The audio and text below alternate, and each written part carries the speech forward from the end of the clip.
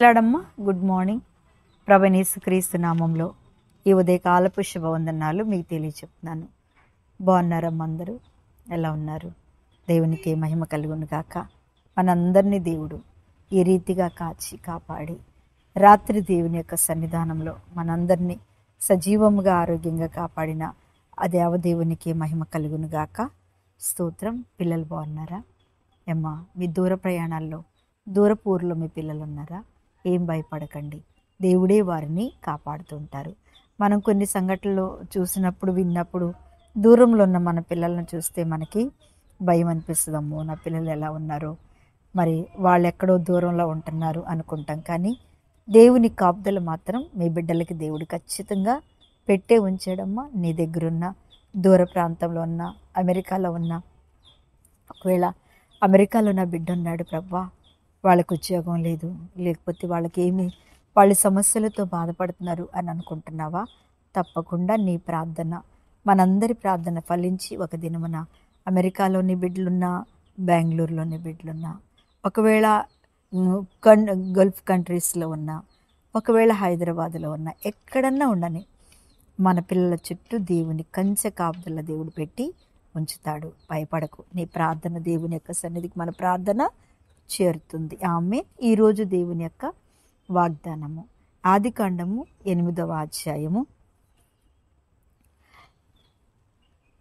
9వ వచనాన్ని చదువుతున్నాను. నీళ్లు భూమి అంతటి మీద నున్నందున తన అరికాలు నిలుపుటకు దానికి స్థలము దొరకలేదు గనుక వాడలో ఉన్న అతని యొద్దకు తిరిగి వచ్చాను.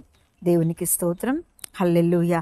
దేవుడు చక్కటి మాటలు ఇక్కడ మనతోటి మాట్లాడుతున్నాడు. 7 కూడా చదువుతున్నానమ్మా. 8వ అధ్యాయము 7వ వచనము. ఒక కాకిని వెలుపలికి పోవిడిచెను. అది బయటికి వెళ్ళి భూమి మీద నుండి నీళ్లు ఇంకిపోవు వరకు ఇటు అటు తిరుగుతూ ఉండెను. మరియు నీళ్లు నేల మీద నుండి తగ్గినయో లేదో చూచుటకు అతడు తన యొద్దనున్న నల్ల పావురం ఒకటిని వెలుపలికి పోవిడిచెను. చూడండి, ఇక్కడ అది వాడలో చక్కగా మనందరికీ తెలిసిన స్టోరీ ఇది. అందరు ఉన్నారు కదండి. నోవాహు, ఆయన కుటుంబము, దాంతోపాటు జంతువులు, మరి పక్షులు అన్నీ అందులో ఉన్నాయి కదండి. అయితే వాటన్నిటినీ 40 రోజులు ఆయన పోషించాడు, కాపుదల పెట్టాడు. చక్కటి కృపలో దేవుడే వారిని సమకూర్చాడు కదా. అందరు అందులో ఉన్నారు. అయితే ఈ జలప్రళయం అయిపోయిన తర్వాత మరి ఈ యొక్క నీరు ఇంకిపోయిందో లేదో చూడాలి అంటే ఎవరో ఒకళ్ళు వెళ్ళాలి కదా. లేదు, ఈ లోపల ఉన్నటువంటి రెండు జంతువులు ఉన్నాయి కదా, పుల్లో లేకపోతే సింహం, ఇట్లాంటి వాటిని అవి పెద్ద వెళ్ళలేవు కదా. అందుకని ఆయన ఏం చెప్తున్నాడంటే, చక్కటి పక్షులు కూడా ఉన్నాయి కదండి, కాకులు ఉన్నాయి, పావురాలు ఉన్నాయి, రెండే ఉన్నాయి. దేవునికి స్తోత్రం. వీటన్నిటినీ దేవుడు ఒక నీతిమంతుడైనటువంటి పరిశుద్ధుడైన నోవాహుతో కలిసి వీటన్నిటినీ కూడా ఏం చేస్తున్నాడంటే అందులో పెంచుతూ ఉన్నాడు. పెంచుతున్నప్పుడు చక్కగా మరి నీళ్లు ఇంకినయో లేదో చూడాలి అంటే మనుషులు లేరు, పెద్ద జంతువులు కదా. కాకిని ముందు అనుకున్నాడు ఆయన, కాకిని పంపిస్తాము అనుకుని ఏం చేశాడట, ఒక కాకిని బయటికి పంపించాడు. ఎందుకంటే వాడ మెల్లగా తీసి కాకిని బయటికి పంపించాడు. కాకిని బయటికి పంపించినప్పుడు కాకి ఏం చేయాలి, చూసి అది చూడండి, ఆ కాకి ఏం చేసిందంటే అటు ఇటు తిరుగుచుండెను. మరియు నీళ్లు నేల మీద నుండి తగ్గినవో లేదో చూచుటకు అతడు, ఆ కాకి అటు ఇటు తిరుగుతూ మళ్ళీ వాడలోకి రాలేదు కదండి. కాకి రాలేదు.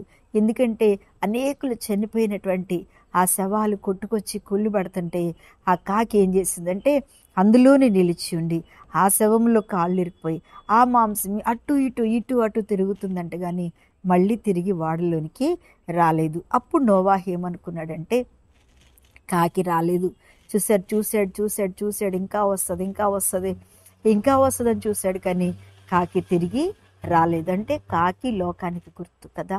కాకిలాగా ఎంతోమంది మనం పెంచుతాం, కానీ కొంతమంది ఏం చేస్తారంటే బయటికి వెళ్ళినాక బయట ప్రపంచంలో ఉన్న వాటిని అన్నిటి రుచి చూసిన తర్వాత వాళ్ళ లోపలికి రావటానికి, అంటే దేవుని సన్నిధికి రావటానికి, దేవుల్లోనికి రావటానికి, దేవునితో అంటుకుని ఉండటం వాళ్ళకి చాలా కష్టం అనిపిస్తుంది.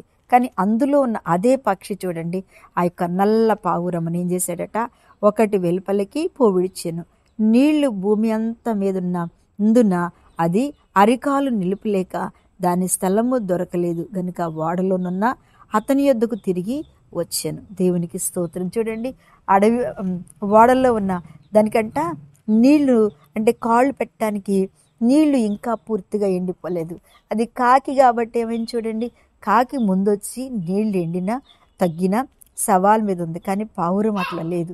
మళ్ళీ తిరిగి తిరిగి తిరిగి ఏం చేసిందంట, పావురము ఆ యొక్క వాడలోకి, ఆ యొక్క యజమాని దగ్గరికి తిరిగి వచ్చేసిందంట.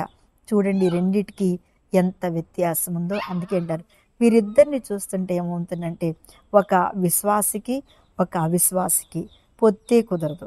అవిశ్వాసిని అనగా కాకి లాంటి వ్యక్తులను మనం ఎంతోమందిని మార్చాలనుకుంటాం, కానీ వారు మారినట్టే ఉంటారు, దేవుని చేతిలో ఉన్నట్టే ఉంటారు, కానీ మారరు కదా. లోకం చూస్తే, లోక పాత అలవాట్లు చూస్తే, పాత ఫ్రెండ్స్ని చూస్తే, పాత యొక్క ఇదిని చూస్తే వారి మనసు ఏమవుతుందంటే అటు ఇటు ఇటు అటు తిరుగుతూనే లోకంలో కలిసిపోతారు, ఇక మళ్ళీ రారు. కానీ పావురం చూడండి ఎంత అద్భుతమైనదో. పావురమునకు చేదు అనేది ఉండదు. పావురము పరిశుద్ధాత్మ గుర్తు. నిజంగా ఈ వాక్యం వింటున్న దేవుని బిడ్డలారా, మనందరము కూడా కాకిలాగా అస్సలే ఉండొద్దు, పావురములాగా ఉండాలి. మళ్ళీ తిరిగి మనకే పని అప్పచెప్పాడో అది చేసుకొచ్చి మళ్ళీ తిరిగి మన యజమానుల దగ్గరికి మరలా వాడా అనే మన యొక్క తల్లి తండ్రి యొక్క మందిరంలోకి, ఒడిలోకి మళ్ళీ మనము వచ్చేయాలి. అప్పుడే పరిశుద్ధాత్మ దేవుడు మనల్ని ఏం చేస్తాడట, ఆనందిస్తాడు. అందుకని అంటున్నాడు, ఇతడు నా ప్రియ కుమారుడు. యోహాను సువార్త 2వ అధ్యాయంలో ఉంటుంది, ఈ యొక్క 1వ వచనంలో, ఇతడు నా ప్రియ కుమారుడు, ఈయన యందు నేను ఆనందిస్తున్నాను అని చెప్పంగానే పరిశుద్ధాత్మ అంట పావురంలాగా దిగి వచ్చి ప్రభుని యేసయ్య మీద వాలటం. నిజంగా దేవుని బిడ్డ, పావురంలాగా ఉందామా? పావురంలాగా మారు. నిజంగా ఎటువంటి చేదు కుళ్ళు కుషేదం లేకుండా చక్కగా మాట వినే బిడ్డలుగా మనం ఉన్నట్టయితే తప్పకుండా ఈ భూమి మీద దేవుడు ఖచ్చితంగా మనల్ని ఆస్వాదిస్తాడు. కళ్ళు మూసుకోండి. మహాపరిశుద్ధుడా, ఈ ఉదయ కాలంలో ప్రతి ఒక్క బిడ్డను దర్శించి అయ్యా, మీరు ప్రతి ఒక్కరిని దీవించి దినమంతా వారికి తోడుగా నీడగా నడిపించమని యేసునామం అడుగుచున్నాను తండ్రి. ఆమెన్. ప్రైజ్ లాడమ్మ. దేవుడు మిమ్మల్ని దీవించును గాక. ఆమెన్.